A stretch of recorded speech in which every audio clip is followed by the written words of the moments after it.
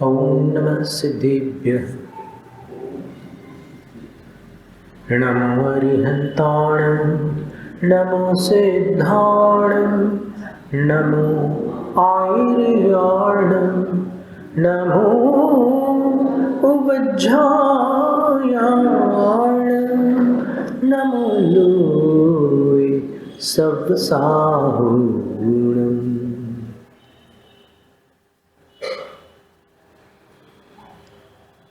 तीन लोक और तीन काल के पंच परम गुरु स्वरूप अरहंत सिद्ध आचार्य उपाध्याय और सर्व साधु, इन पांचों परमेश्वरी भगवंतों को भक्तिपूर्वक नमस्कार।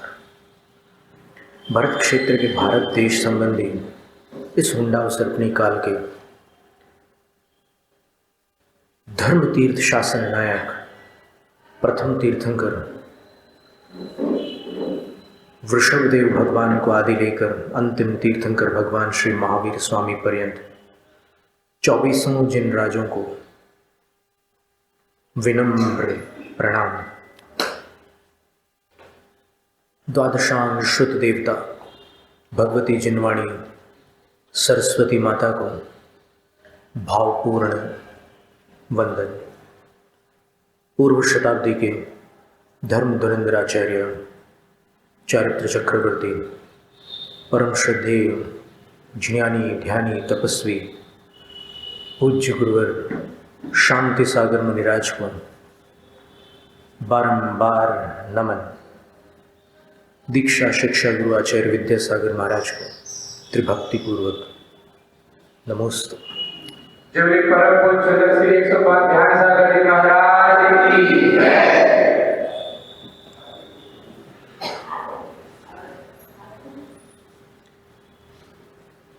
त्याग के विषय में दो धारणाएं चलती रहती है। एक तो अपन त्याग कर रहे हैं, किसी इष्ट वस्तु का त्याग कर रहे हैं अथवा किसी अनिष्ट वस्तु का त्याग कर रहे हैं, वो त्याग हो गया। दूसरा, अपनी और दूसरों की भलाई के लिए अपनी वस्तु जब अपन दान में देते हैं तो वो दान भी त्याग है।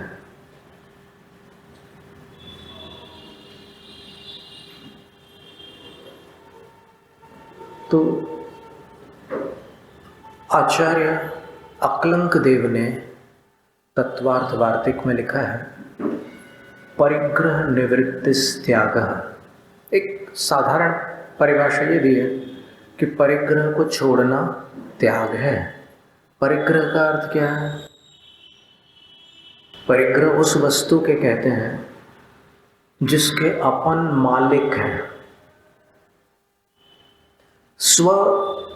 स्वामिक संबंध जिसमें होता है वो परिग्रह कहलाता है। परितः गृह्यते स परिग्रह, जिसको पूरी तरह व्यक्ति ग्रहण कर लेता है, वो शिखर जी चला जाए या फिर अष्टापद चला जाए या फिर श्रवण बेलगोल चला जाए, लेकिन जो अलमारी में उसका सामान रखा है वो हमेशा उसके दिमाग में रहता है। इसको परिग्रह कहते हैं। जैसे यहाँ पर ये एक कंडेंसर माइक है, ये पब्लिक एड्रेस सिस्टम वाले माइक्स हैं, ये रिकॉर्डिंग माइक्स हैं। तो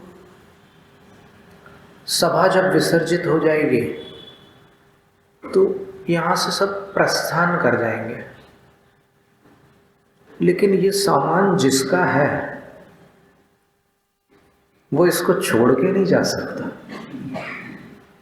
तो इसमें भी दो स्थितियां हैं, एक किसी की रिस्पॉन्सिबिलिटी है और वो उसको संभाल रहा है, तो वो उसके अंदर ये धारणा रहती है कि ये वस्तु संभालने की है, मैं इसका मालिक नहीं हूं।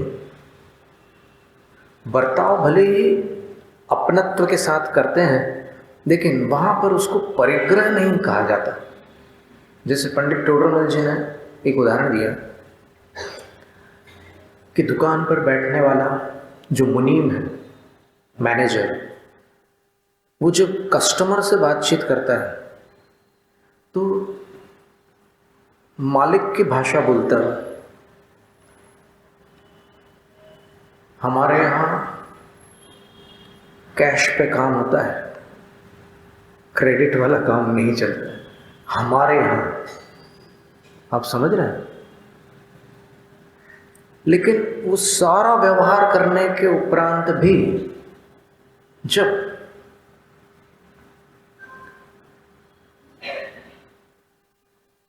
सब धन तो इकट्ठा होता ही रहता है किसी भी प्रतिष्ठान में, तो वो जितना उसका अधिकृत धन है उससे अधिक ग्रहण नहीं कर सकता। वो अपना वेतन लेगा और मालिक का मालिक को देगा। तो परिग्रह किसका हुआ? जो स्वामी है उसका। तो अगर ये कला सभी लोग सीख लें कि ये जितना ठाट बाट वैभव है हमारा, उसका स्वामी तो हमारा पुण्य है, हम केवल मैनेजर हैं, क्योंकि हम केवल प्रबंध करते हैं, व्यवस्था करते हैं। और जब वो मालिक चला जाता है पुण्य, तो वो अपना माल साथ में लेके चला जाता है और जो मैनेजर है उसको वहीं छोड़ जाता है। ये जीवन का सत्य है। पर फिर भी मनुष्य में वो भोगी प्रकृति का प्राणी है, उसको सुख भोगने में आनंद आता है। तो कुछ सुख इंद्रिय सुख होते हैं, कुछ मानसिक सुख होते हैं। तो ये मेरी वस्तु है, इसका जो उसको सुख होता है वो मानसिक सुख होता है। और इन्हीं सुखों में फंसकर वो असली सुख से वंचित रहता है।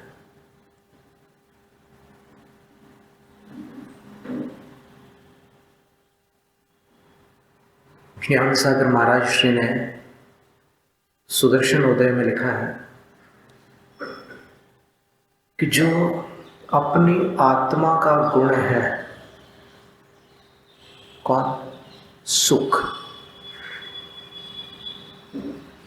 वो अंदर से प्राप्त करो तो मिल जाएगा, बाहर से कैसे मिलेगा?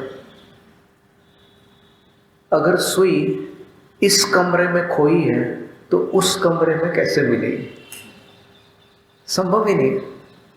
तो इसी प्रकार अपनी निधि उस भ्रम के कारण अपने पास होते हुए भी अपनी नहीं है। जैसे कोई व्यक्ति है, गरीबी में जी रहा है, एक एक दिन मुश्किल से कट रहा है, और कुछ लोग उसको ढूंढते हुए आते हैं, उसके फिंगरप्रिंट्स लेते हैं, उसका डीएनए टेस्ट वगैरह करते हैं, और फिर अंत में निर्णय निकलता है कि सेठ जी का खोया हुआ वारिस पुत्र यही है। तो वो क्षण मात्र में अरबपति बन जाता है। ये दृष्टांत था। उसी प्रकार जिनेंद्र भगवान तो चले गए, लेकिन उन्होंने एक श्रुत परंपरा अर्थात अपनी वाणी जिसको अपन सरस्वती देवी माता कहते हैं, उसको यहाँ छोड़ा है। और फिर कई ऐसे पुत्र भी हैं सरस्वती के,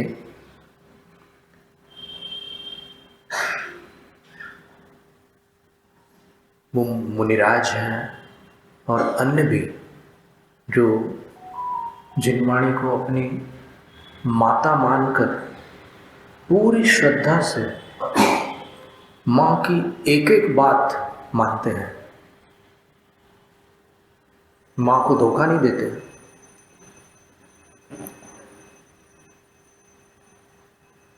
तो ऐसे गुरुओं की भी एक श्रृंखला चली आ रही है। कुछ लोग बोलते हैं कि आचार्य शांति सागर महाराज श्री के पहले कोई मुनि नहीं थे। आचार्य शांति सागर महाराज श्री ने स्वयं कहा है कि उनने जिनसे ब्रह्मचर्य व्रत लिया था, जब आचार्य शांति सागर जी 18 वर्ष के थे, तब उन्होंने सिद्धप्पा नाम के एक मुनि महाराज से ब्रह्मचर्य व्रत लिया आजीवन। और सिद्धप्पा मुनि महाराज से उन्होंने उनसे पुराने मुनियों का वर्णन भी सुना। तो आचार्य शांति सागर महाराज ने बताया कि वो कह रहे थे कि एक ऐसे मुनि हुए हैं जो निद्रा विजय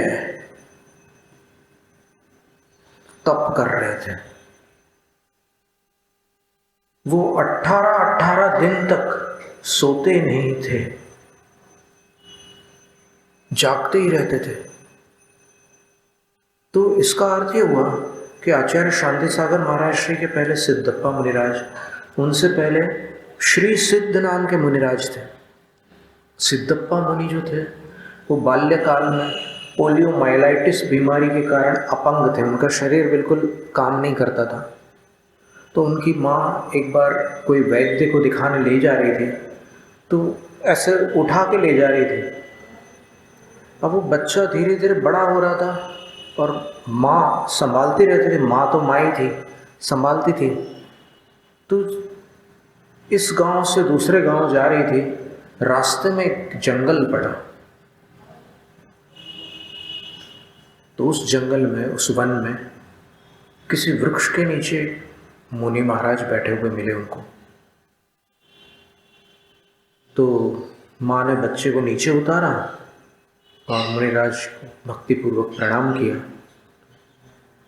तो मुनिराज ने आशीर्वाद दिया और मराठी में पूछा, उस थोड़े से आंसू आ गए उनको, तू रडत काय आहे, ऐसा कुछ बोला उन्होंने मराठी में। आप लोग अनुमान अच्छा लगा सकते हैं। तो अगर किसी व्यथित मनुष्य से कोई व्यथा पूछ ले, तब उसकी जो भावना होती है वो उसके अंदर एक भावावेश आ जाता है। और उनने भावुकता में बताया कि गुरुदेव, ये मेरा पुत्र है, ये बड़ा होता जा रहा है, लेकिन इसका शरीर काम नहीं करता। मैं इसके भविष्य को लेकर बड़ी चिंतित हूँ। जब तक मैं हूँ मैं तो अपना कर्तव्य निभाऊंगी, लेकिन मेरे बाद इसको कौन संभालेगा?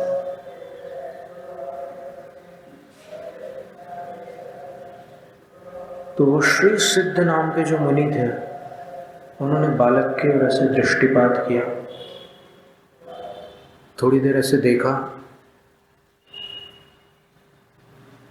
और बोले कि यहाँ मेरे पास लाओ। ये तो एक महान साधु बनने वाला जीव है, इसके बारे में तुम क्यों चिंता कर रही हो? इसको यहाँ बुलाओ। तो वो लेकर के आती है पास में और कहती है कि बेटा प्रणाम करो। तो उनने ऐसे हाथ जोड़े और महाराज जी ने 9 बार नमोकार मंत्र पढ़ करके ऐसे पीछे लगाई और महाराज जी ने आदेश दिया कि हे बालक खड़े हो जाओ। बालक ऐसे महाराज को देख रहा था और ऐसे करके माँ सोच रही थी कि ये तो आज तक कभी खड़ा ही नहीं हुआ, लेकिन उसने ऐसे कोशिश की, वो खड़ा हो गया। फिर श्री सिद्ध मुनिराज बोले कि कुछ कोई ऐसा स्थान दिखाया कि उसको छूकर यहाँ आओ वापस। तो वो चलते हुए गए और उन्होंने उस स्थान को छूकर वापस आया, प्रणाम की।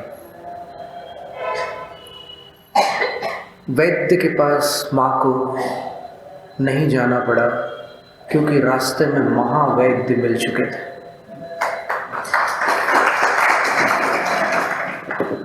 और इसके बाद फिर उन्होंने गृहस्थ जीवन अपनाया और ऋण का बोझ बहुत भारी था। मराठी में पुस्तक है, शायद आपने पढ़ी हो किसी ने, परम पुरुष सिद्धप्पा। कहीं ढूंढना आपके मंदिर में अगर हो, बहुत सुंदर पुस्तक है। उसको पढ़ने से आंखों के आंसू रोक नहीं सकता कोई। क्या नाम है? परम पुरुष सिद्धप्पा। संभवतः लेखक का नाम शिवलाल शाह जी। आप देखिएगा।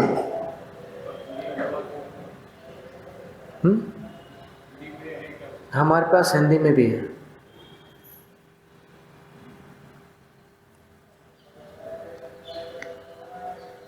तो मुनिराज होते रहे हैं और जब तक दान और पूजा की पद्धति चलती रहती है तब तक धर्म तीर्थ भी आगे बढ़ता रहता है। दान समाप्त होता है तो साधु संलेखना ले लेते हैं। वो फिर बिना भोजन के कैसे अपना जीवन यापन कर सकते हैं। जैसे शास्त्रों में उल्लेख है कि हजार वर्षों में एक ऐसा राजा होगा जो जैन साधु के पास कुछ भी नहीं है, लेकिन फिर भी उनसे कर वसूल करेगा और उनको आहार में मिलने वाला जो पहला ग्रास है उसको टैक्स के रूप में लेगा और साधु उसी समय संलेखना ले लेंगे और दिवंगत हो जाएंगे। तो ऐसा कथन है। तो परिग्रह निवृत्ति त्याग, परिग्रह को छोड़ना त्याग है, एक पहली परिभाषा। लेकिन अभी यहाँ पर बात समाप्त नहीं हुई है। नहीं तो आप इतना सुन करके उठ के चले गए और फिर बस इतना में हो गया, आपका पूरा निर्णय हो गया। जैसे उस मंदिर में, शाविका आश्रम में, जो दीवारों पर श्लोक लिखे हुए हैं, वहाँ त्याग धर्म का जो श्लोक है वो इतना ही अधूरा है। उसमें त्याग का वर्णन अपूर्ण है। शास्त्र में जो वर्णन है वो उसमें नहीं आ पाया है। तो आगे देखिए क्या वर्णन है।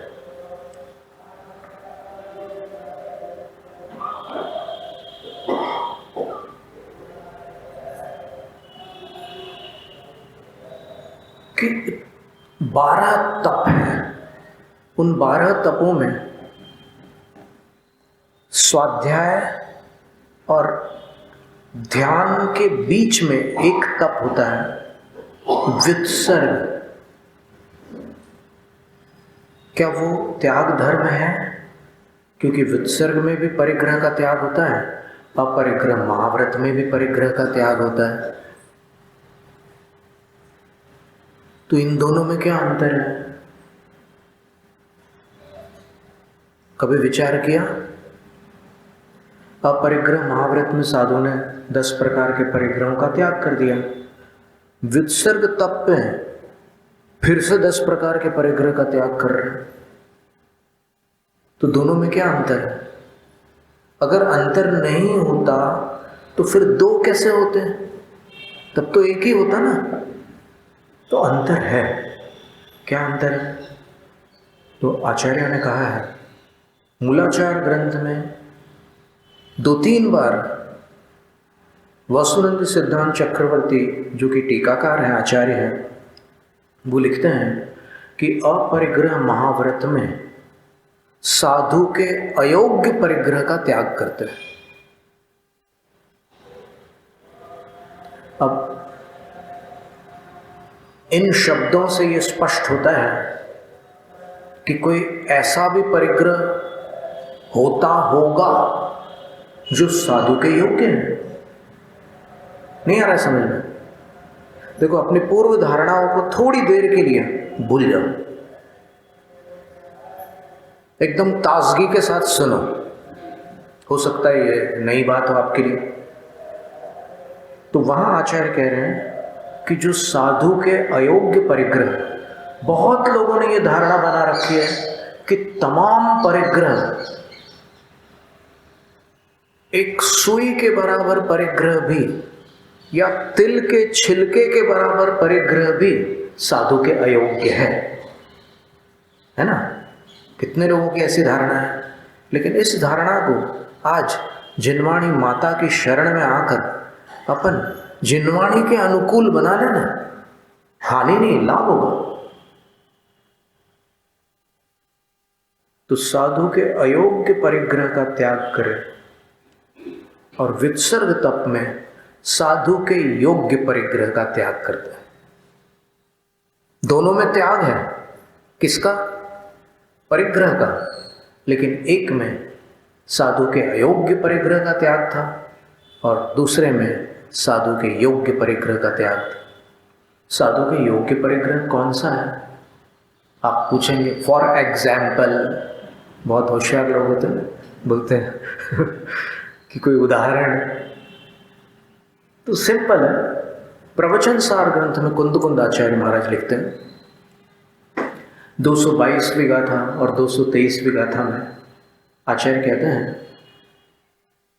अपड़िकुट्ठम उवधिम अपत्थनिज्जम असंजद जणी मुच्छाद जनन रहिम गिण्णदु समनो जदि वियप्पम। कौन से परिग्रह को साधु ग्रहण कर सकते हैं? बिल्कुल गाथा दी है उसमें। प्रवचन सार की चारित्र चूलिका में उसके तीसरे अधिकार में 222वीं गाथा में साफ लिखा है कि जिस परिग्रह की लोक निंदा ना हो, ऐसा परिग्रह साधु ग्रहण कर सकते हैं जिसकी लोग निंदा न करते हो। और कैसा होता हो परिग्रह? ऐसा परिग्रह जिसको देखकर किसी को मांगने की इच्छा ना हो। कह रहे महाराज जी आपके पास ये 2 है क्या? लोग बहुत स्टाइल से मांगते हैं तो ऐसा परिग्रह जिसको लोग मांगने के लिए उत्कंठित न हो। और फिर और क्या बोले? मूर्छादि जनन रहे हैं। आपके अंदर मूर्छा आदि जो दुर्ध्यान होते हैं परिग्रह के कारण, उसकी उत्पत्ति से रहित वस्तु हो। मतलब ऐसी वस्तु ना हो कि जिससे आपका मन आकुल व्याकुल रहने लग जाए। गिण्णदु समनम, आचार्य कुंद स्वामी आदेश दे रहे हैं कि ऐसी वस्तु को श्रमण ग्रहण करें। यदि भी अपना थोड़ी मात्रा में कर ले, जहाँ जितना आवश्यक है, और अपि शब्द से कभी अधिक आवश्यक है तो भी ग्रहण कर ले। टीका में अमृतचंद्र सूर्य आचार्य लिखते हैं कि अरे, क्योंकि इसको पढ़ करके एकदम झटका लगता है ना पढ़ने वालों को, अरे ये कैसे कह रहे हैं कि ग्रहण कर लो, और वहां तो सब त्याग किया था, अब कह रहे हैं ग्रहण कर लो।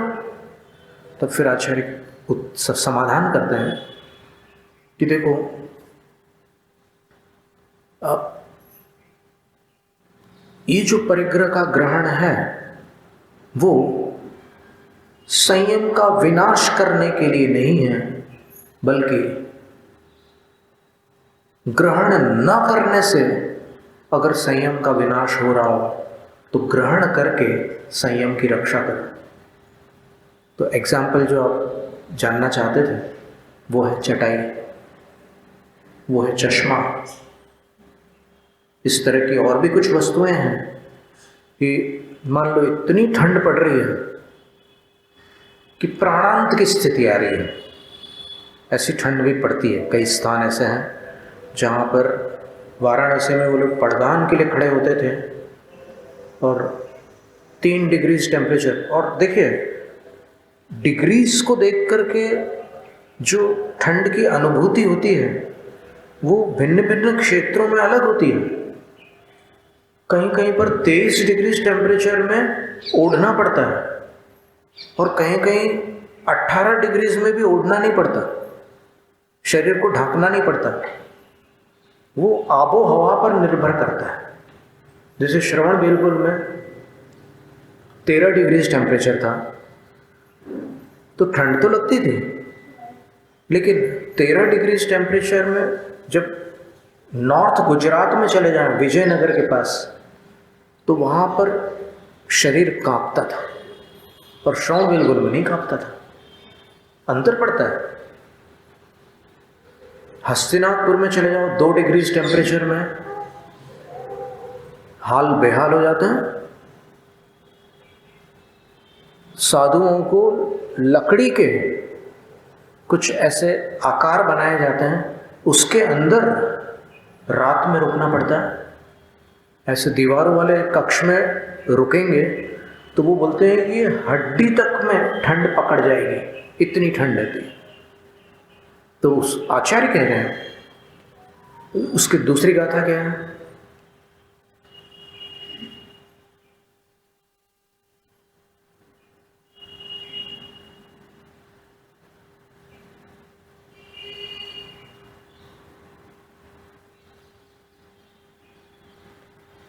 उसमें आचार्य कहते हैं कालम खेतम वियाणिता,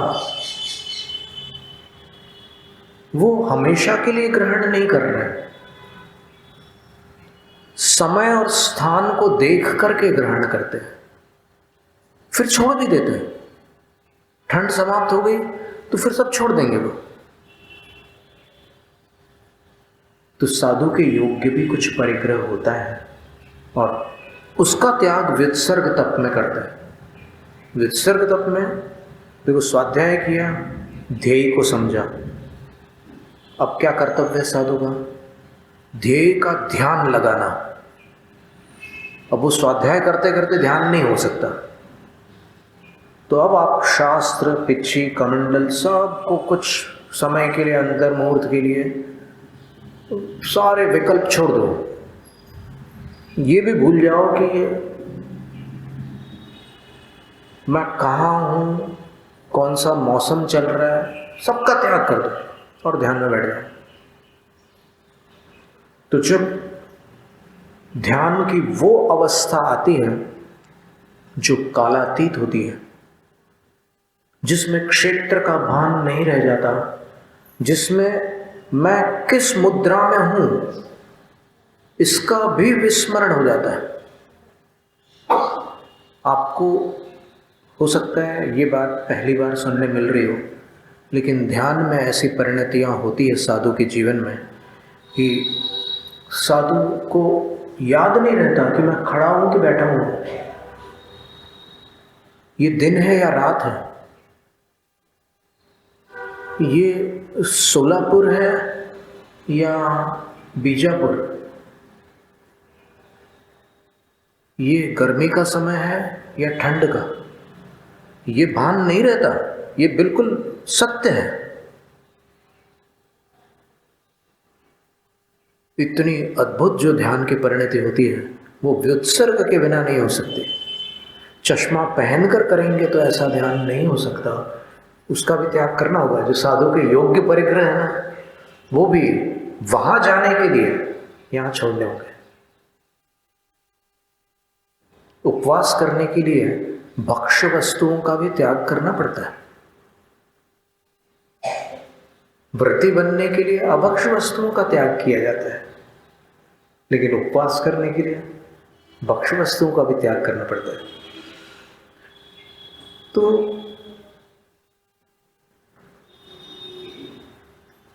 इसका भी आचार्य निषेध कर रहे हैं कि ये भी त्याग धर्म नहीं है। अपरिग्रह महाव्रत भी त्याग धर्म नहीं है, परिग्रह परिमाण अणुव्रत भी त्याग धर्म नहीं है, और ये व्युत्सर्ग तप भी त्याग धर्म नहीं है। तद्धि नियत कालम, क्योंकि वो जो तप होता है वो एक समय सीमा तक ही किया जा सकता है, आजीवन थोड़ी हो सकता है तप। कुछ समय बाद आपको उठना पड़ेगा। अब वो बाहुबली स्वामी आदिनाथ भगवान की बात छोड़ दो, अब यहाँ अपन बाकी सब साधुओं के बारे में सोचो, तो फिर हमेशा के लिए आजीवन कोई उपवास नहीं कर सकते, आजीवन कोई कायोत्सर्ग नहीं कर सकते। वो कोई रिद्धिधारी साधु कर ले, बात अलग है। तो उसके लिए फिर कहते हैं कि फिर बताइए कि क्या है उत्तम त्याग। तो आचार्य उत्तर देते हैं,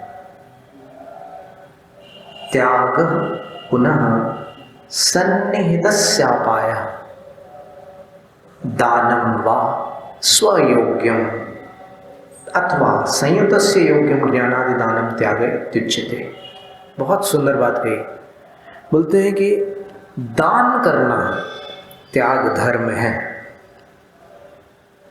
अभी इतनी सारी चर्चा थी, तो अंत में आचार्य कह रहे हैं कि ये सब त्याग धर्म नहीं है। त्याग जरूर है, अपरिग्रह महाव्रत में त्याग तो है ना, पर वो उत्तम त्याग धर्म से थोड़ा अलग त्याग है। व्युत्सर्ग तप में भी त्याग है, पर वो भी उत्तम त्याग धर्म से अलग है। पर यहाँ पर जो त्याग है धर्म है, उसके विषय में कह रहे हैं कि दे देना, कुछ है अपने पास, वो प्रदान करने का नाम, उसको प्रदान करने का नाम त्याग है। तो साधु के पास ऐसी कौन सी चीज है जो वो दान में दे? तो उसका समाधान बहुत कठिन नहीं है। साधु के पास देने योग्य वो चीजें हैं जो दुनिया में कोई दूसरा नहीं दे सकता। क्या? तो इसमें लिखा है, ज्ञानादि दानम त्याग इत्युच्यते। अब याद रखना, त्याग धर्म में क्या है? दान। ज्ञानादि दानम, ज्ञान आदि का दान करना त्याग धर्म है। और अब कोई कहेगा कि भाई ज्ञान के साथ आदि लगा है, आदि बड़ा खतरनाक शब्द है, उसमें क्या लेना? तो मूलाचार में भी हम कल ही पढ़ रहे थे, तो उसमें एक गाथा में लिखा था कि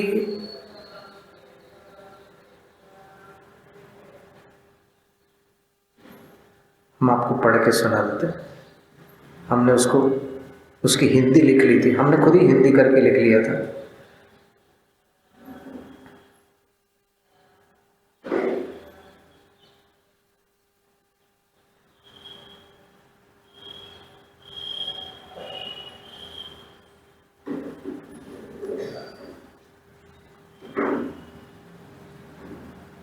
गाथा 384, मूलाचार ग्रंथ की 384 क्रमांक गाथा है। इसमें लिखा है कि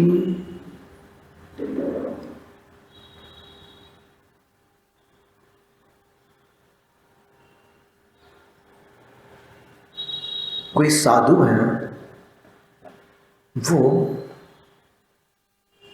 अपने से बड़े साधु एक रात पहले जिनकी दीक्षा हुई है,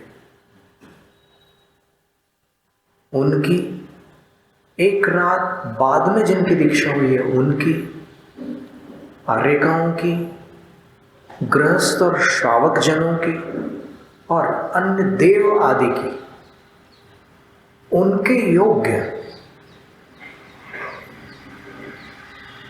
विनय करे, किसी का अनादर न करे। ये विनय तप के वर्णन में मूलाचार ग्रंथ में लिखा हुआ है। और क्या लिखा है? निर्दोष वस्तु आदि भेंट करे, यानी साधु आर्यका को कोई चीज भेंट में दे सकते हैं, श्रावक को कुछ दे सकते हैं। क्या दे सकते हैं? तो अभी आपको पता होगा, सोलापुर में आचार्य शांति सागर महाराज श्री की एक माला है, आपको पता है? इसी प्रकार कटनी में वर्णी जी की एक माला है। तो उनकी फेरी हुई माला, जब उनको लगता है कि बस अब मेरा समय पूर्ण हो रहा है, मैं इसको रखकर क्या करूँगा, साथ में तो कुछ ले नहीं जाना है, तो वो किसी को भेंट दे सकते हैं। ये भी त्याग धर्म के अंतर्गत है, जो उनका धर्मोपकरण था। देखो, ये शौचोपकरण है, कमंडल, इससे हाथ वगैरह शुद्ध किया जाता है। फिर ये संयमोपकरण है, पिच्छिका, इससे मार्जन करके जीवों की रक्षा की जाती है। और ये शास्त्र ज्ञानोपकरण है। उसी प्रकार धर्म ध्यान के योग्य माला आदि जप करने का उपकरण होता है, तो वो धर्मोपकरण कहलाता है। तो ये उपकरण साधु दे सकते हैं। तो ज्ञान आदि, आदि शब्द में ऐसी चीजें आ जाती। मान लो आचार्य महाराज के पास, जैसे हम अपना ही एक संस्मरण सुनाते हैं, जबलपुर में सन 93 में आर्यका सुपार्श्वमती माता जी द्वारा अनुदित तत्वार्थ वृत्ति की प्रतियां आचार्य श्री के पास आई। तो आचार्य श्री ने, हम गए वहाँ उनकी वंदना के लिए, तो आचार्य श्री ने कहा कि इधर आओ। तो हमने कहा जी आचार्य श्री, आदेश। तो उन्होंने कहा कि आदेश नहीं, ये ग्रंथ रखो। तो तत्वार्थ वृत्ति ग्रंथ उन्होंने हमें प्रदान किया और हमने उस ग्रंथ का पूर्ण स्वाध्याय भी किया। तो ये क्या हुआ? क्या श्रावक लोग ही दान कर सकते हैं? साधु नहीं कर सकते? जो साधु के योग्य वस्तु है, साधु द्वारा देने योग्य जो वस्तु है, उसका दान साधु भी कर सकते हैं। फिर कोई श्रावक कर्नाटक से चंदन की मालाएं लेकर आचार्य श्री के पास आया और उनने आचार्य श्री के सामने रख दी। आचार्य श्री, आप जिनको देना हो दे दीजिए। ये उस समय के सारे संघस्थ लोगों को पता है कि ये घटना यथार्थ है। और सचमुच आचार्य श्री ने वो मालाएं कई ब्रह्मचारिणी दीदियों को दी, कुछ साधुओं को दी और कुछ श्रावकों को भी दी, कुछ गृहस्थों को दी। अब इसके लिए हमें अधिक प्रमाण देने की आवश्यकता इसलिए नहीं है क्योंकि एक माला स्वयं हमारे जो जनक थे पिताश्री, उनको भी आचार्य श्री ने दी थी। तो और कोई सबूत की क्या आवश्यकता है, दी थी कि नहीं दी थी। तो संयतस्य योग्यम ज्ञानादि दानम त्यागः, बहुत सुंदर परिभाषा है कि कोई ऐसी योग्य वस्तु जो साधु दे सकते हैं, उसको अगर साधु प्रदान करते हैं तो वो उनका त्याग धर्म कहलाता है। इसी तरह धौला की 8वीं पुस्तक में लिखा है प्रासुक परित्याग।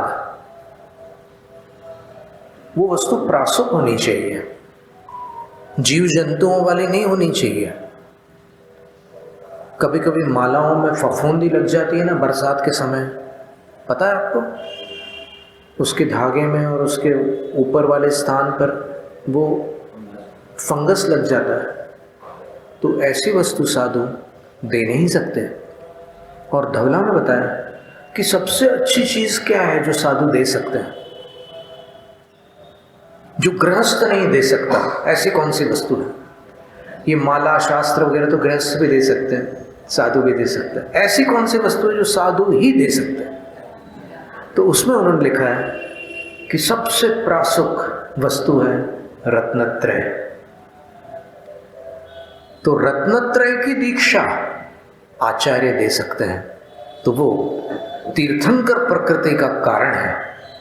जो आचार्य दीक्षा प्रदान करते हैं ना, उससे अगर शुद्ध केवली और केवली का सानिध्य मिल जाए उनको, तो उनको तीर्थंकर प्रकृति का बंध हो सकता है। दीक्षा देने वाले आचार्य परमेष्ठी को, क्योंकि सबसे शुद्ध प्रासुक वस्तु सम्यक दर्शन, सम्यक ज्ञान और सम्यक चारित्र है।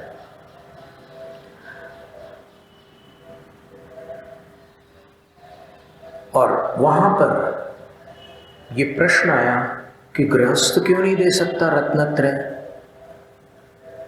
तो उसका उत्तर दिया कि गृहस्थ को रत्नत्रय का उपदेश देने का भी अधिकार नहीं है। रत्नत्रय देना तो बहुत दूर की बात है, दीक्षा देना तो बहुत दूर की बात है।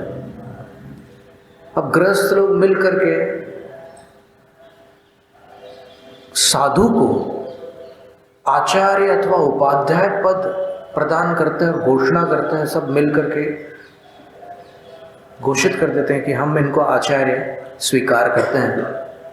तो जो मार्ग है, मूल मार्ग, ये तो क्या है कि समय समय पर लोग अपने अपने शॉर्टकट्स निकाल लेते हैं, पगडंडियां खोज निकालते हैं, पर जो मार्ग है, जैन मार्ग, वहाँ तो यही है कि भाई जिसके पास जो चीज़ नहीं है वो उस चीज़ का दान कैसे कर सकते हैं।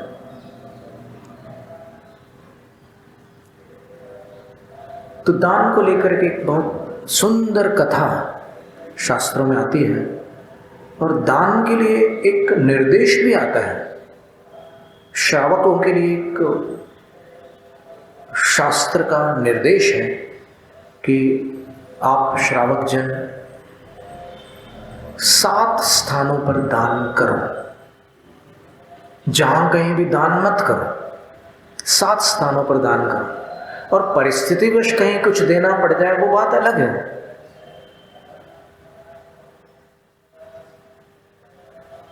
जैसे भारत में कुछ स्थान ऐसे हैं जहां पर दुकानदारों को हफ्ता देना पड़ता है तो वो एक मजबूरी है। कोई खुशी से देता है क्या हफ्ता?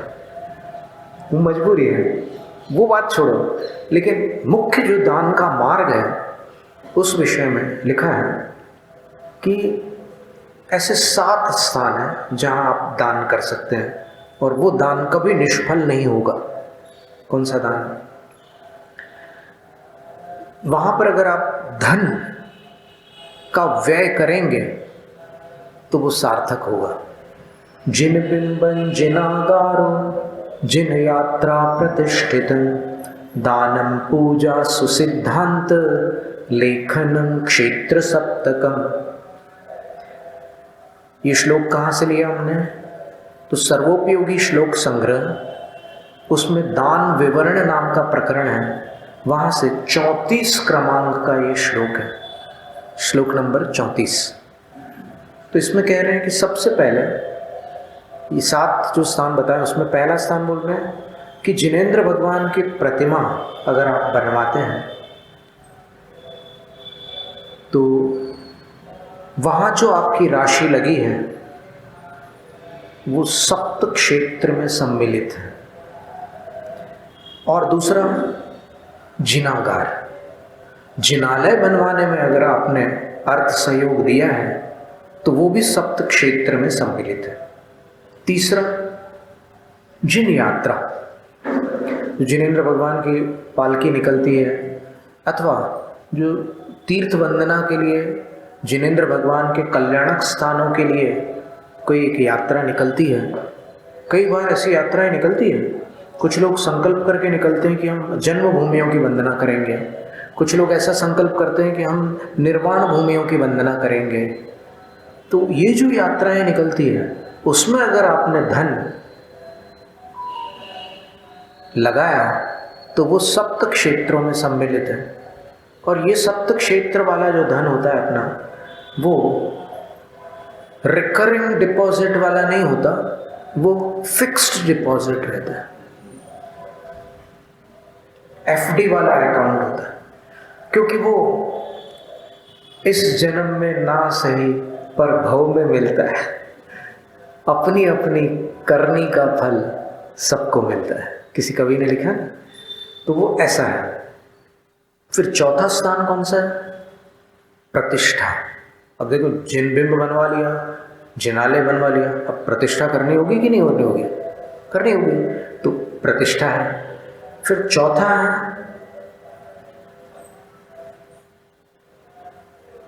पांचों प्रकार का दान, 4 प्रकार का सुपात्र दान और 5वां करुणा दान। ये भी सप्त क्षेत्रों में सम्मिलित है। और फिर छठा स्थान कौन सा है? पूजा, जिनेंद्र भगवान की पूजा। पूर्व काल में सब लोग अपने घर से ही द्रव्य लेकर के आते थे। अब फिर जो आक्रांताओं ने जब भारत पर आक्रमण किया और अपना शासन चलाया, तो लंबे समय तक देश पराधीन रहा। तो जब घर से लोग थालियां लेकर निकलते थे तो वो लोग उपद्रव करते थे। और उनकी मान्यता में मूर्तियां काफिरपना है, नास्तिकता है, डिसबिलीवरनेस है। तो फिर वो मूर्तियों का विनाश करते थे। बरेली के पास एक बाड़ी नाम का स्थान है मध्य प्रदेश में। वहां पर श्रावकों ने मंदिर पर शिखर ही नहीं बनाया। और उस काल में उन्होंने मंदिर में द्रव्य रखना प्रारंभ कर दिया। कोई वहीं जाकर के जो कुछ करना है कर लेंगे, यहां से लेकर के जाते हैं तो उपद्रव होते हैं। वो गुप्तचर लोग पीछा करते हैं और पीछा करके फिर राजा को बताते हैं कि वहां पर ऐसा है, तो राजा फिर विनाश कर डालता है। कितने हजारों मंदिर नष्ट हो गए भारत में। जैन मंदिर, हिंदू मंदिर, सब प्रकार के मंदिरों का नाश किया उन्होंने। तो अब हुआ ये कि मंदिर में द्रव्य रखने लगे वो लोग। पर अब जो आने वाली पीढ़ी है उसको क्या पता कि ऐसा क्यों हुआ। वो उस परंपरा को आज भी, जबकि वो लोग बहुत बरसों पहले यहां से रवाना हो चुके, आज भी करते चले आ रहे हैं। इसको कहते हैं रूढ़ी। एक बार कहीं विवाह महोत्सव था, तो बिल्ली परेशान कर रही थी। तो फिर किसी ने एक टोकनी ली और बिल्ली के ऊपर रख दी और उस टोकनी के ऊपर वजन रख दिया, तो वो बिल्ली उसमें बंद थी। फिर दोबारा जब उस कुटुंब में 15-20 साल बाद फिर से विवाह का अवसर आया, तो फिर वो जो पंडित था उसने पूछा कि कोई रस्म बाकी तो नहीं रहेगी, कोई रीति अधूरी तो नहीं रहेगी। तो फिर उस समय का एक बालक था, उस टाइम वो बच्चा रहा, अब तो बड़ा हो गया था। वो बोले कि हाँ, एक रस्म हमारे यहाँ है, वो बाकी रह गई है। वो बिल्ली टोकने वाली रस्म बाकी रह गई। तो अब उस टाइम बिल्ली थी नहीं, टोकनी तो मिल गई उनको बाजार से, लेकिन अब बिल्ली को ढूंढने में उनको बहुत समय लगा। और फिर जब वो रस्म पूरी हुई तब वहां फेरे लगे विवाह के। तो ये अंधश्रद्धा पर आधारित रूढ़ियां हैं। तो ऐसी कई रूढ़ियां धर्म में भी समाविष्ट हो गई है, तो आप आगम पढ़ करके उसका मार्जन कर सकते हैं। समझ में आ रही है बात? कोई चीज़ चली आ रही है, हम कैसे बदल सकते हैं? हमारे बाप दादाओं ने ऐसा किया है। अरे किया होगा, उस समय की परिस्थिति क्या रही होगी, सोचो। और जो मूल शास्त्र में लिखा है उसको स्वीकार कर लो। वो उस क्षेत्र काल की घटना थी, अब इस क्षेत्र काल में फिर से आगम को स्वीकार कर लो। और अंतिम स्थान है ये पूजा की विधि के बारे में। तो बहुत सारी बातें हैं, आज भी पूजा को लेकर के दुनिया भर के तर्क कुतर्क होते रहते हैं, और जो भोले लोग होते हैं उनके पास जवाब नहीं होता, और जो जानकार होते हैं उनके सामने उनका मौन होता है। जो तार्किक लोग होते हैं ना, कुतर्क करने वाले लोग, वो जानकारों के सामने उनका मुंह नहीं खुलता, क्योंकि उनको पता है कि अब भी पोल पट्टी खुल जाएगी, अब भी सत्य उद्घाटित हो जाएगा और हमारी बदनामी हो जाएगी, हाल बेहाल हो जाएंगे। तो वहाँ कुछ नहीं। और जहाँ भोले लोग हैं, जहाँ पर कोई कुछ जानता नहीं, वहाँ पर वो बताते कि अरे ऐसा करने से तो बहुत दोष लग जाएगा, तुम ये क्या कर रहे हो, अनर्थ कर रहे हो, ये वो ऐसी भाषा बोलते हैं। फिल्मों में जो एक्टर्स लोग डायलॉग बोलते हैं ना, वो उसके सामने फीके पड़ जाए।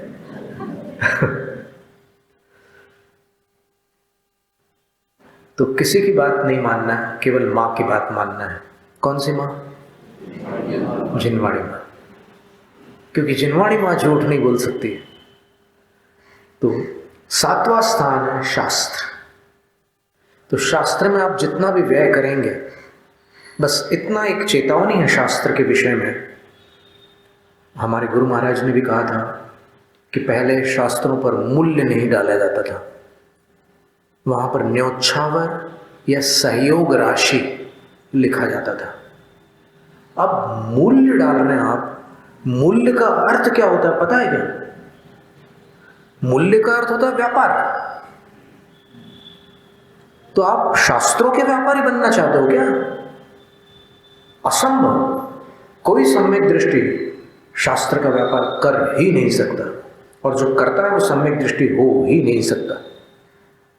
तत्वार्थ सार ग्रंथ में अमृतचंद्राचार्य महाराज ने लिखा है कि 30 कोड़ा कोड़ी सागर का जो ज्ञानावरण कर्म है, और हालाहल विष के अनुभाग वाला चतुस्थानीय बंध वाला जो ज्ञानावरण कर्म है, वो शास्त्र बेचने से बंधता है। तो शास्त्र पर मूल्य का तो प्रश्न ही नहीं उठता। और समाज, आप देखिएगा, पंडित गोपाल दास बरैया जी के समय एक स्टेशन मास्टर ने उनको प्रणाम किया था। क्यों? क्योंकि ट्रेन में सफर करते करते उनके बच्चे का जन्मदिन आ गया। तो पत्नी ने कहा कि आज बेटे का जन्मदिन है। तो उनका चेहरा उतर गया। बोले कि जन्मदिन पर आपको खुश होना चाहिए था, आप ऐसे उदास क्यों हो गए? बोले उदास इसलिए हो गया कि मैंने इसका आधा टिकट लिया है, और आज जो जन्मदिन पड़ रहा है इसमें पूरा टिकट लगेगा। तो फिर वो स्टेशन पर उतरे, स्टेशन मास्टर के पास गए और कहा कि मुझ पर फाइन कीजिए, मेरे से एक गलती हो गई है। तो स्टेशन मास्टर ने पूछा कि क्या गलती हो गई है? बोले कि मुझे अपने बेटे का पूरा टिकट लेना था, लेकिन मैं भूल गया था कि उसका जन्मदिन है, लेकिन आज सफ़र करते करते उसका जन्मदिन आ गया, तो आप मुझ पर जुर्माना कीजिए। तब स्टेशन मास्टर ने ऐसे ऊपर से नीचे देखा उसको और बोले कि किसको पता था, और कौन टीटी तुम्हारे यहाँ वो पूछने वाला था, टिकट कलेक्टर, कि कौन समझ सकता था कि ये। बोले कि मेरी अंतरात्मा तो जान रही थी। बोले आपका परिचय? बोले मैं मोरेना से पंडित गोपाल दास बरैया हूँ।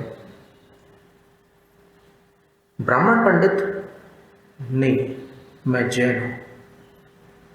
तो बोले मैं आपको और आपके धर्म को प्रणाम करता हूँ।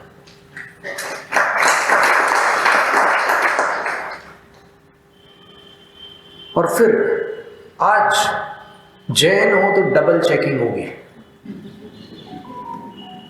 क्यों ऐसी स्थिति क्यों हुई? क्योंकि संसार में 3 वस्तुएं हैं जो अनमोल है, देव, शास्त्र और गुरु। जब मध्य प्रदेश में आर्कियोलॉजिकल डिपार्टमेंट वाले लोग आए थे, सर्वेक्षण वाले, उन्होंने किसी जैन तीर्थ पर जाकर पूछा कि इस प्रतिमा का वजन कितना है, तो जैनों ने बोला हमें नहीं मालूम। तो बोले हम यंत्र से नाप लें? बोले नहीं, हमारे यहां भगवान को नहीं तौला जाता।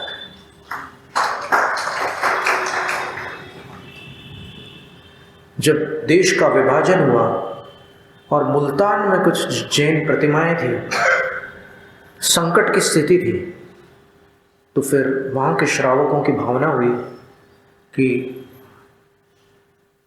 इन प्रतिमाओं को भारत ले आते हैं तो इनकी सुरक्षा रहेगी। तो उन्होंने कोई हवाई जहाज तैयार किया, धन संपन्न थे वो लोग, और उन पर प्रतिमाओं को स्थापित किया। लेकिन जब पायलट हवाई जहाज चालू कर रहा था तो हवाई जहाज टेक ऑफ नहीं कर रहा था। पायलट ने बोला कि इतना वजन नहीं ले जा सकते।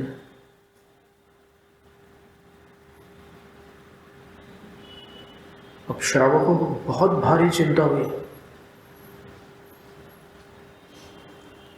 और उन्होंने उन भगवंतों से प्रार्थना की कि भगवान,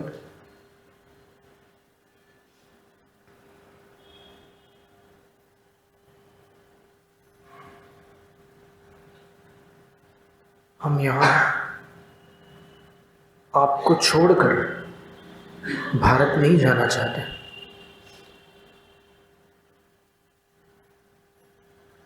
हमने जीवन भर जितना पुण्य किया है उसके बदले हम केवल एक प्रार्थना करते हैं कि आप हमारे साथ चलिए। इतने हृदय से की हुई प्रार्थना थी वो कि अचानक पायलट बोलता है कि नहीं नहीं, ये प्लेन तो टेक ऑफ करने के लिए तैयार हो गया है।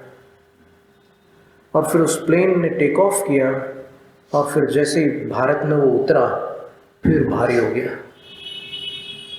तो उन प्रतिमाओं को ला करके फिर यहाँ पर विराजमान किया गया और फिर प्लेन तो चला गया। पर देखिए, ये भी एक ऐसी सत्य घटना है जो आज भी उपलब्ध है, छपी हुई ये घटना मिलती है। तो ये भक्ति है। आप प्रतिमा को साधारण वस्तु मत समझना। देखो, श्रृंगार रस से परिपूर्ण पार्क में लगी हुई प्रतिमा को देखकर लोगों के मन में राग उत्पन्न हो जाता है। तो फिर जो ध्यान में लीन वीतराग जिनेंद्र भगवान हैं, उनकी प्रतिमा को देखकर क्या अपने भाव निर्मल नहीं होंगे? निस्संदेह होंगे। अलग अलग फोटोज को देखकर अलग अलग विचार उत्पन्न होते हैं।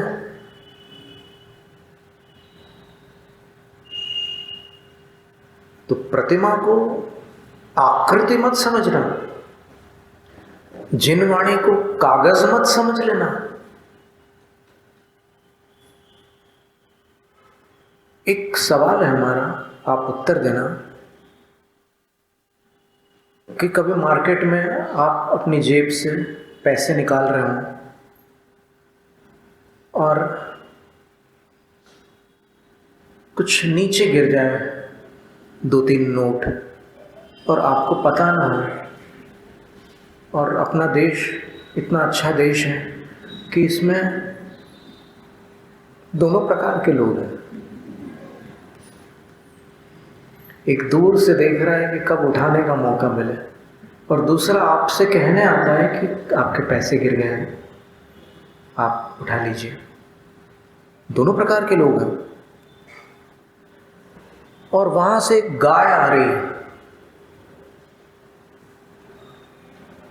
आप भी उतनी दूर हैं नोट से और गाय भी उतनी ही दूर है, आप क्या करोगे?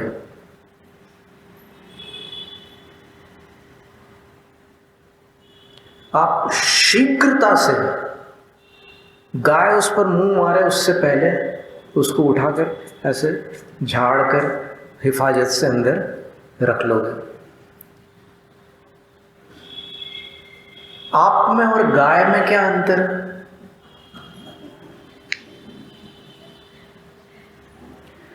और वो नोट हकीकत में क्या वस्तु है? वो एक कागज का टुकड़ा है। तो गाय उसको कागज का टुकड़ा समझकर खाना चाहती है और आप उसको करेंसी समझकर, करेंसी क्यों बोलते हैं इसको?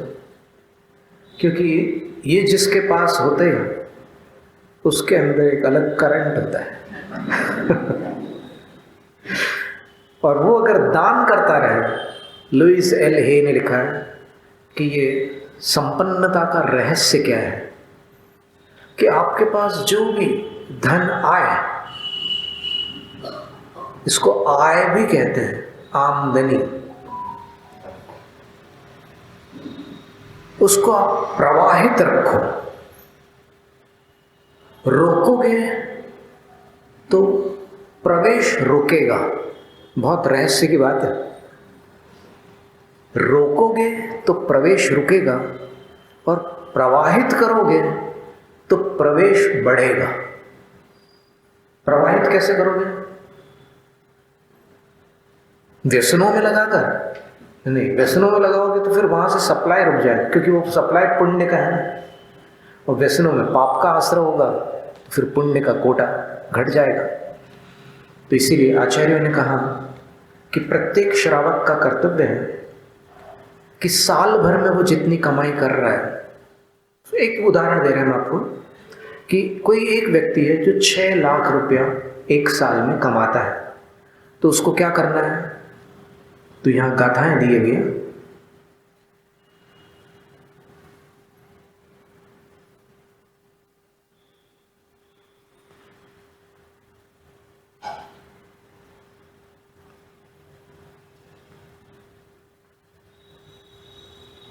जमुपजैदव्यं तं कायांच बुद्धिवन्तेन क्षर्भायगयं सत्वं पड़मो भावो हि धम्मस्य। 6 लाख रुपए आ गए तो उसके 6 भाग कर दो। पहला भाग धर्म के लिए, ठीक है? डरने की कोई बात नहीं है क्योंकि अभी 5 भाग बाकी है फिर दूसरा भाग कुटुंब के भरण पोषण के लिए। बीओ भावो गेहे दायव्यो कुटुंब पोषणत्थेन। दूसरा भाग अपनी पत्नी को दे देना, घर गृहस्थी चलाने के लिए, जो भी वो है उसके लिए। अब पत्नियां मांगेंगी, याद रखना ये चीज सुनने मिली है तो फिर वो डिमांड कर सकती है क्योंकि उनका अधिकार हो गया। अब तो शास्त्र में आ गई बात। तयो भावो भोई। और तीसरा भाग जो है वो खुद अपने लिए कोई चीज आपको खरीदनी हो उसके लिए रख लो। जैसे आपको आईफोन लेना हो या फिर आपको नया चश्मा लेना है, नए कपड़े लेने हैं, कुछ भी है, वो आपको अपने लिए रखना है। पहला भाग,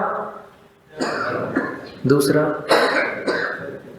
पत्नी के लिए। अब किसी की शादी नहीं हुई तो वो ज़्यादा टेंशन न ले, वो बाकी कुटुंबी जनों के भरण पोषण के लिए उपयोग कर सकते हैं। फिर कह रहे हैं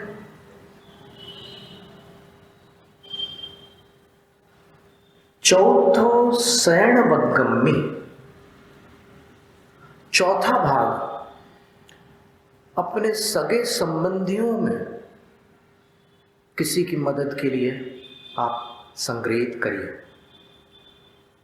कई बार ऐसी स्थिति आती है ना कि मान लो किसी को ऑपरेशन करवाना है और उसके पास वैसी परिस्थिति नहीं है, तो फिर उनके लिए आप चौथा भाग रख लीजिए, जहाँ पर अपने सगे संबंधियों को जहाँ ज़रूरत हो वहाँ।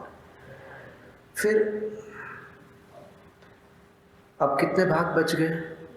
2 भाग। शेषा जे बे भावा, अब 2 भाग जो बचे हुए हैं शेष, दायव्वा होंति देवी पुरुषेण पूजा महिमा कचे, वो कोई पूजा या धार्मिक महोत्सव के लिए, एक तो सामान्य धर्म के लिए थे पहला भाग, अब ये 5वां भाग जो है वो कोई विशेष धार्मिक अनुष्ठान हो रहा है या कार्यक्रम हो रहा है उसके लिए। तो आप सोचेंगे कि अरे ये तो बड़ी चालाकी वाली बात है, उधर भी धर्म में लगवा दिया और इधर भी लगवा दिया। नहीं, ये आपके हित की बात है। किसी बहाने से आप डबल हित तो करो ना, नहीं तो आप, आदत बहुत खराब है। मध्य लोक में लोगों की कैसी आदत हो जाती है, देवलोक में भावना करते हैं कि हम मनुष्य बन के दीक्षा लेंगे, और मनुष्य बनने के बाद बोलते हैं कि अंत में दीक्षा लेंगे, अभी जल्दी क्या पड़ी। तो यहाँ पर बुद्धि थोड़ी सी भटकती है, इसलिए कह रहे हैं कि इस तरीके से करो। और फिर कहते हैं हवा कालावकालस्य, और अंतिम जो छठा भाग है वो समय असमय के लिए, मुहावरा है, यानी संकट के लिए। कभी कोई ऐसी परिस्थिति आ जाए, मान लो बाढ़ आ गई, मान लो भूकंप आ गया, मान लो आग लग गई, मान लो और कोई विकट स्थिति आ गई, तो ऐसे काल के लिए ये भाग रख लो।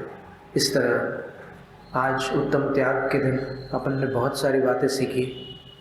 आपको अगर उत्तम त्याग की, दान की कथा सुननी हो तो सायंकालीन सत्र, कथा महोत्सव का सत्र है। इतनी सुंदर कथा है वो कि सुनकर आंखों में आंसू भी आएंगे और अपूर्व आनंद आएगा, बहुत आनंद आएगा, ऐसी कथा है। तो आज अपन यहीं से निश्चित कर लेते हैं कि शाम के समय दान की कथा करेंगे। जैनम जयतु शासन। ओम ह्रीं उत्तम त्याग धर्मांगाय नमः। ओम ह्रीं उत्तम त्याग धर्मांगाय नमः। ओम ह्रीं उत्तम त्याग धर्मांगाय नमः।